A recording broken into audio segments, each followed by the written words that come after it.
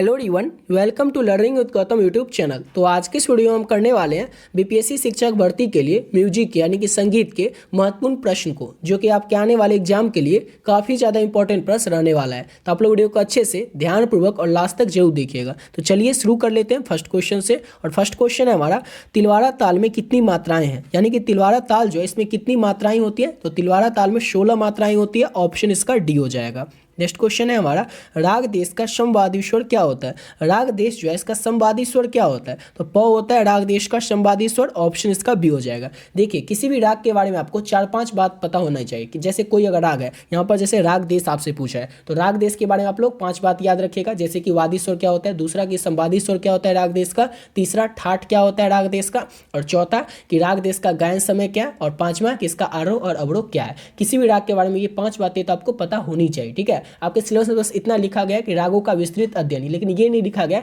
कि किस राग के बारे में आपको पढ़ना है, किस राग के बारे में आपको नहीं पढ़ना है। लेकिन आप लोगों को जो पीडीएफ देंगे उस पीडीएफ में आपको ऑलरेडी बता चुके हैं कि क्या क्या पढ़ना है, फिर कितना पढ़ना है, और जो जो पढ़ना है वो उसमें लिख दिया। ठीक है, तो आप लोग उस पीडीएफ को जरूर ले लीजिएगा और आगे आपको वीडियो में बता देंगे कि पीडीएफ को किस तरह से लेना है। ठीक है, तो बढ़ते हैं अपने अगले क्वेश्चन की ओर। नेक्स्ट क्वेश्चन है, ध्रुपद में कितनी वाणियां हैं। अब ध्रुपद जो है इसमें कितनी वाणियां होती है। ध्रुपद में 4 वाणियां होती है। ऑप्शन इसका बी हो जाएगा। नेक्स्ट क्वेश्चन है, कहरवा ताल में कितने विभाग है। कहरवा ताल जो है इसमें कितने विभाग होते हैं। तो कहरवा ताल में 2 ही विभाग होते हैं, यानी कि ऑप्शन इसका ए हो जाएगा। याद रखिएगा, कहरवा ताल में 2 विभाग होते हैं। नेक्स्ट क्वेश्चन, अगला क्वेश्चन कर लेते हैं, राग यमन डैश ठाट से उत्पन्न हुआ है। यानी ये क्वेश्चन आपसे पूछ रहा है कि राग यमन किस ठाट से उत्पन्न हुआ है। तो राग यमन जो है कल्याण ठाट से उत्पन्न हुआ है। ऑप्शन ए हो जाएगा। नेक्स्ट क्वेश्चन है, पंडित भीमसेन जोशी किस विधा से थे। पंडित भीमसेन जोशी जो थे विधा से थे, यानी कि क्या करते थे पंडित भीमसेन जोशी, गायक थे, वादक थे, नर्तक थे या चित्रकार थे। तो पंडित भीमसेन जोशी जो थे गायक थे, यानी ऑप्शन ए हो जाएगा। नेक्स्ट क्वेश्चन है, विद्यापति गति किस अंचल से है। विद्यापति जो है किस अंचल से है। तो विद्यापति जो है बिहार के मिथिला अंचल से है, और यानी कि ऑप्शन सी हो जाएगा, सॉरी ए हो जाएगा। मिथिला अंचल, मिथिला क्षेत्र से है विद्यापति। ऑप्शन इसका ए हो जाएगा। नेक्स्ट क्वेश्चन है, नाद के कितने प्रकार है। अब नाद जो है कितने प्रकार का होता है। तो नाद 2 ही प्रकार का होता है। ऑप्शन सी हो जाएगा। नेक्स्ट क्वेश्चन है, श्रुतियाँ कितनी होती हैं। तो श्रुतियाँ आपको पता होगा 22 होती है, यानी कि ऑप्शन डी हो जाएगा। नेक्स्ट क्वेश्चन है, संगीत में मूल स्वर कितने हैं। संगीत जो होता है इसमें मूल स्वर कितने होते हैं। तो संगीत में मूल स्वर 7 ही होते हैं, यानी कि ऑप्शन इसका डी हो जाएगा। अगला क्वेश्चन है, राग यमन में मूल, क्वेश्चन ये गलत है, यहाँ पर क्वेश्चन होना चाहिए था राग यमन किस ठाट से आता है, या फिर किस ठाट में आता है राग यमन। तो याद रखिएगा, राग यमन जो है कल्याण ठाट में आता है। ऑप्शन सी हो जाएगा। ये क्वेश्चन गलत है, यहाँ पर क्वेश्चन होगा राग यमन किस ठाट में आता है। तो याद रखिएगा, राग यमन कल्याण ठाट में आता है। ऑप्शन सी हो जाएगा। अगला क्वेश्चन है, अब ठाट के कितने प्रकार होते हैं। ठाट जो होते हैं इसके कितने प्रकार होते हैं, या फिर कितने होते हैं ठाट। तो ठाट जो होते हैं 10 ही होते हैं, यानी कि ऑप्शन इसका बी हो जाएगा। कौन कौन होते हैं ये आपको पता होना चाहिए। ठीक है, अब बढ़ते हैं अपने अगले क्वेश्चन की। और नेक्स्ट क्वेश्चन है, झप ताल में कितने विभाग होते हैं। झप ताल में कितने विभाग होते हैं। तो झप ताल के अंदर 4 विभाग होते हैं, यानी कि ऑप्शन इसका सी हो जाएगा। नेक्स्ट क्वेश्चन है हमारा, किस राग में दोनों मौ का प्रयोग होता है। वो कौन सा राग है जिसमें कि दोनों मौ का प्रयोग होता है। तो राग केदार में दोनों मौ का प्रयोग होता है, यानी कि ऑप्शन बी हो जाएगा। नेक्स्ट क्वेश्चन है, किस राग में रे एवं घ कोमल लगते हैं। किस राग में रे एवं घ जो होते हैं वो कोमल लगते हैं। तो भैरव राग में रे एवं घ जो होते हैं वो कोमल लगते हैं। ऑप्शन सी हो जाएगा। नेक्स्ट क्वेश्चन है, धमार ताल में कितनी मात्राएं होती है। धमार ताल जो होता है इसमें कितनी मात्राएं होती हैं। तो धमार ताल में 14 मात्राएं होती हैं, यानी कि ऑप्शन सी हो जाएगा। नेक्स्ट क्वेश्चन है, छोटा स्वर समुदाय जिससे कि राग की पहचान होती है वह क्या कहलाता है। ऐसा छोटा स्वर समुदाय जिससे कि राग की पहचान की जाए वह क्या कहलाती है। तो वह पकड़ कहलाता है, यानी ऑप्शन सी हो जाएगा।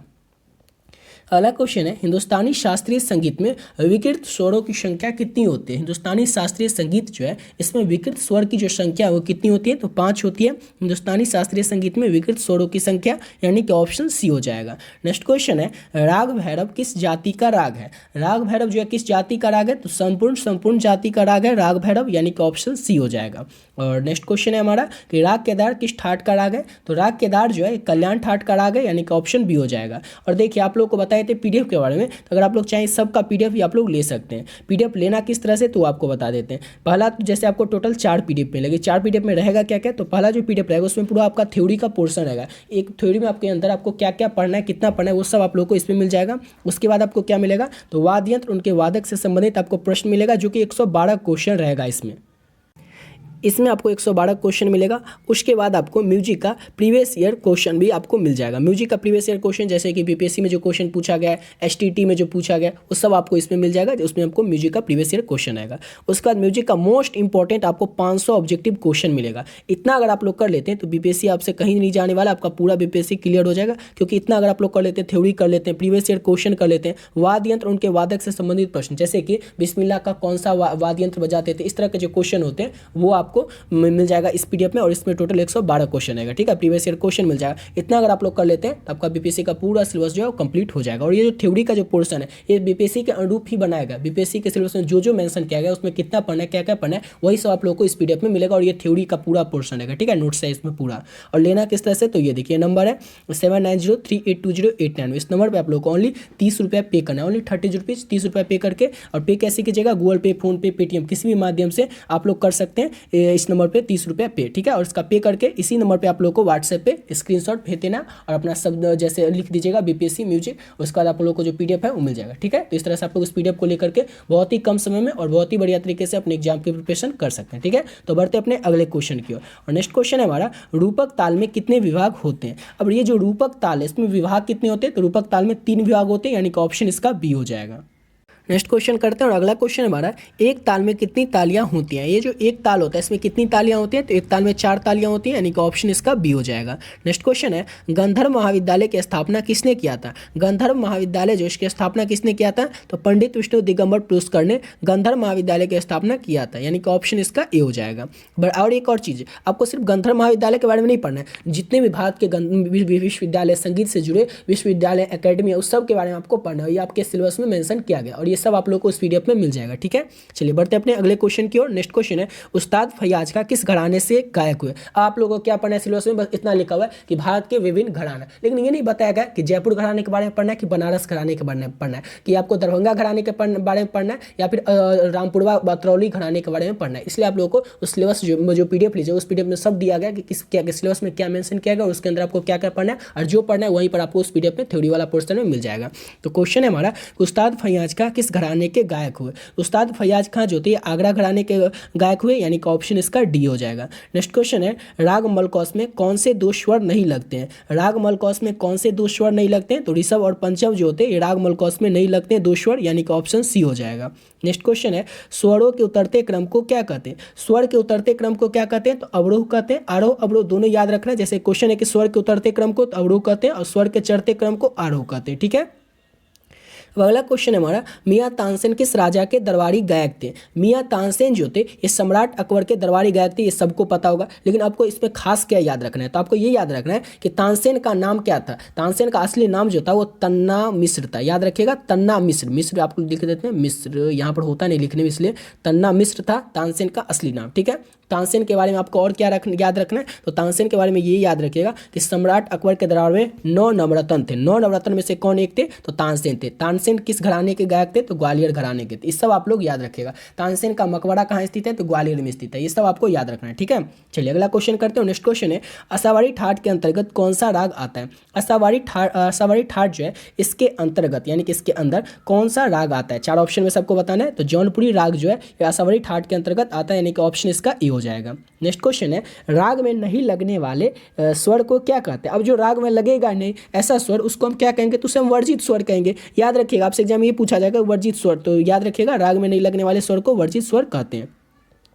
अब अगला क्वेश्चन है कि राग यमन डैश ठाट से उत्पन्न हुआ है, यानी कि क्वेश्चन आपसे पूछ रहा है राग यमन किस ठाट से उत्पन्न हुआ है, तो राग यमन जो है कल्याण ठाट से उत्पन्न हुआ है, यानी कि ऑप्शन इसका ए हो जाएगा। नेक्स्ट क्वेश्चन है हमारा, स्वरों के उतरते क्रम को क्या कहते हैं, तो ये तो ऊपर ही देख लेते हैं। स्वर के उतरते क्रम को क्या कहते हैं, बताइए आप लोग, तो अवरोह कहते हैं, यानी कि ऑप्शन सी हो जाएगा।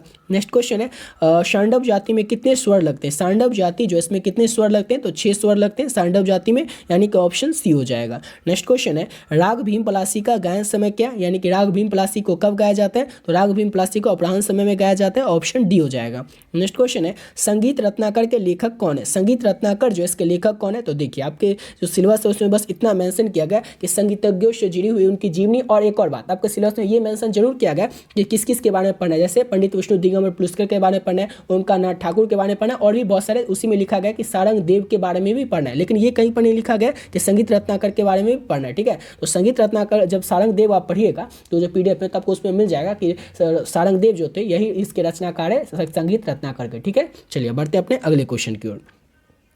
और अगला क्वेश्चन है, निम्नलिखित रागों में से किसमें दोनों मध्यम में लगते हैं? किस में जो है ना वो दोनों मध्यम में लगते हैं? निम्नलिखित रागों में से, यानी किस राग में दोनों मध्यम में लगते हैं? तो केदार राग में दोनों जो है वो मध्यम में लगते हैं, यानी कि ऑप्शन क्या हो जाएगा? तो डी हो जाएगा।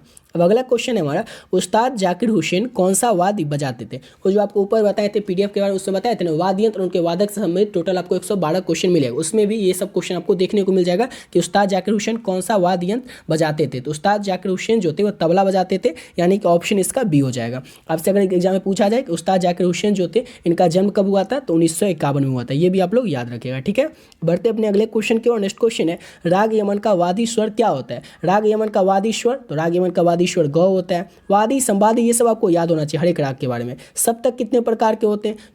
2, 3, 4 या 5 प्रकार के। तो सप्तक जो है ये 5 प्रकार के होते हैं, यानी कि ऑप्शन इसका डी हो जाएगा।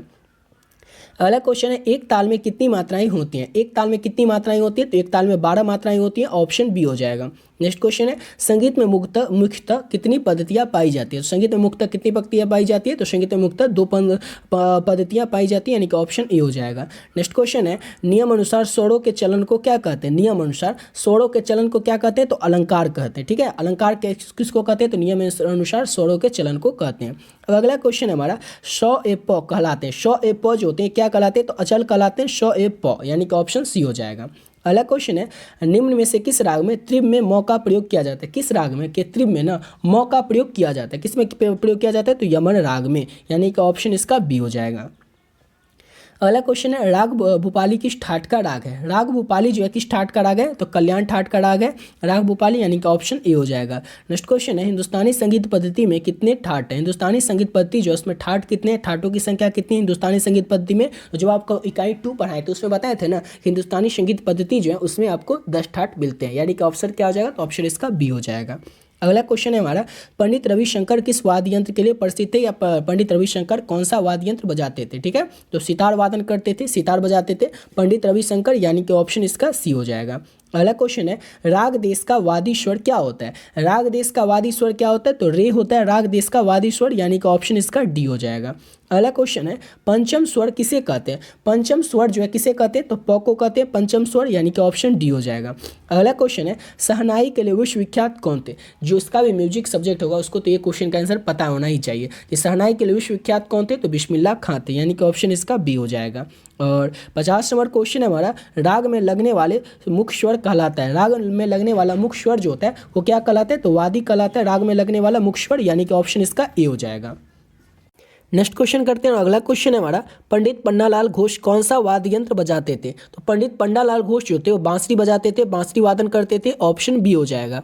नेक्स्ट क्वेश्चन है, ताल लिपि में एक्स चिन्ह से क्या सूचित किया जाता है? तो ताल लिपि में एक्स चिन्ह से जो है सम को सूचित किया जाता है, यानी कि ऑप्शन इसका बी हो जाएगा। नेक्स्ट क्वेश्चन है हमारा, भरत मुनि की रचना है। 4 ऑप्शन में सबको बताना है कि भरत मुनि की रचना कौन सी है। तो भरत मुनि की जो रचना है वो नाट्य शास्त्र है, यानी कि ऑप्शन इसका बी हो जाएगा। आपके सिलेबस में बस इतना मेंशन किया गया है कि आपको भरत मुनि के बारे में पढ़ना है। नेक्स्ट क्वेश्चन है हमारा, पंडित रामचंद्र मलिक किस विधा के थे? यानी कि पंडित रामचंद्र मलिक जो थे वो क्या थे? तो पंडित रामचंद्र मलिक जो थे वो एक गायक थे, यानी कि ऑप्शन इसका ए हो जाएगा। अगला क्वेश्चन है हमारा, संगीत पारिजात के लेखक कौन थे? संगीत पारिजात जो इसके लेखक कौन थे? तो पंडित अहोबल जो थे संगीत पारिजात के लेखक हैं, ऑप्शन सी हो जाएगा। नेक्स्ट क्वेश्चन है, किस ताल में 10 मात्राएं हैं? ऐसा कौन सा ताल है जिसमें कि 10 मात्राएं होती है? तो झप ताल में 10 मात्राएं होती है, यानी कि ऑप्शन इसका डी हो जाएगा। अगला क्वेश्चन है, उस्ताद फैयाज खां किस घराने से आते हैं? उस्ताद फैयाज खां जो है ये किस घराने से आते हैं? तो उस्ताद फैयाज खां आगरा घराने से आते हैं, ऑप्शन ए हो जाएगा। इसी के साथ वीडियो पे कंप्लीट करते हैं। आशा करता हूँ आप लोग को वीडियो अच्छा लगा होगा। मिलते हैं नेक्स्ट वीडियो में नए वीडियो के साथ।